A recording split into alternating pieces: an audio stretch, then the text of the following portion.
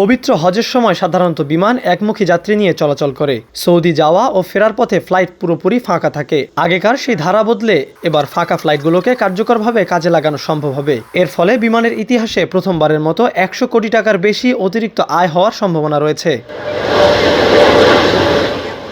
এই বিশেষ ব্যবস্থার অধীনে মদিনা ঢাকা ও জেদ্দা ঢাকা রুটে একমুখী সর্বনিম্ন ভাড়া নির্ধারণ করা হয়েছে 20,500 টাকা। এছাড়া Medina Dhaka Medina oh Jeddah Dhaka Jeddah রুটে রিটার্ন টিকিটের সর্বনিম্ন ভাড়া পড়বে 42,000 টাকা।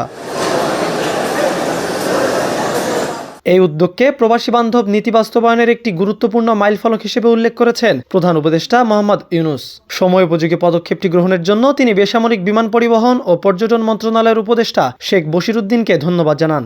বিভিন্ন জায়গায় প্রধান উপদেষ্টা বলেন, ভবিষ্যতে এ ধরনের বাস্তবমুখী সিদ্ধান্ত প্রবাসী বাংলাদেশিদের জীবনযাত্রা আরও সহজ করবে এবং জাতীয় অর্থনীতিতে ইতিবাচক অবদান রাখবে।